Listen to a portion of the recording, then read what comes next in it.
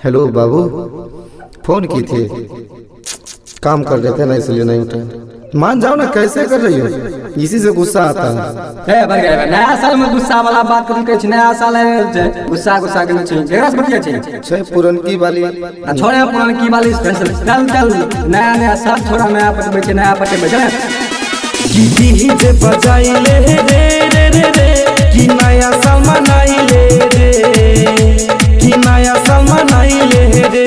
Safety बात है ना, अबे नया साल में नया प्यार करे छी, छोड़े में प्यार करा करे छी, प्यार प्यार करे छोड़े छोड़े चले, नया साल में नया माल पटे बे, छोड़े फोन के आगे नया साल पटाबे नया माल, आगे नया साल पटाबे नया माल, पुरनकी से पीछा छोड़ाइले रे रे रे रे, की डीजे बजाइले रे रे रे रे, की नया साल मनाइले रे, की नया साल मनाइले रे।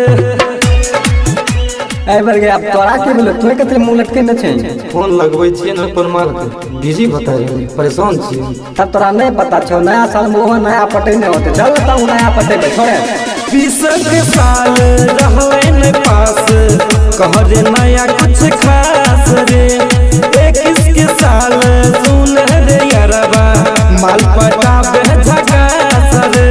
एक आवश्यक सूचना, जितने भी लवर गण हैं सभी से मेरा विनती है कि अपने अपने पुराने लवर को छोड़कर नया साल के हार्दिक मौके पर नया लवर पटाएं और खुशहाल जिंदगी बिताएं। 20 के साल रहले न पास, कह रे नया कुछ खास रे, 21 के साल में सुन रे यारबा, माल पटाबे झकास रे।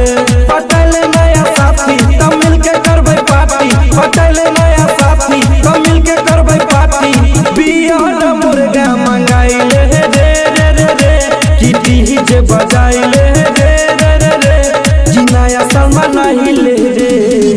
अन्नू म्यूजिक की तरफ से जितने भी लवर प्रेमी हैं सभी को नए साल की हार्दिक हार्दिक शुभकामना। नया नया माल पटैबे जे यारबा, मोन रहतौ भरल रे, आइ गेल ठंडी सुन रे यारबा, रही हरदम चढ़ल रे।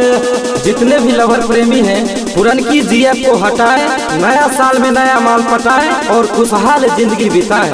नया नया माल पटैबे जे यारबा, मोन रहतौ भरल रे, आइ गेल ठंडी सुन रे छोरा, रही हरदम चढ़ल रे।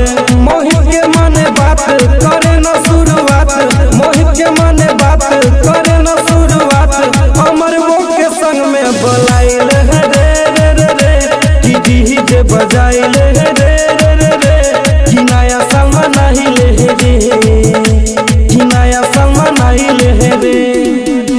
आगे नया साल पटाबे नया माल, आगे नया साल करे न कुछ कमाल, पुरनकी से पीछा छोड़ाइले रे रे रे रे, की डीजे बजाइले रे रे रे रे, की नया साल मनाइले रे, की नया साल मनाइले रे। Annu music recording studio Bakhri बाजार।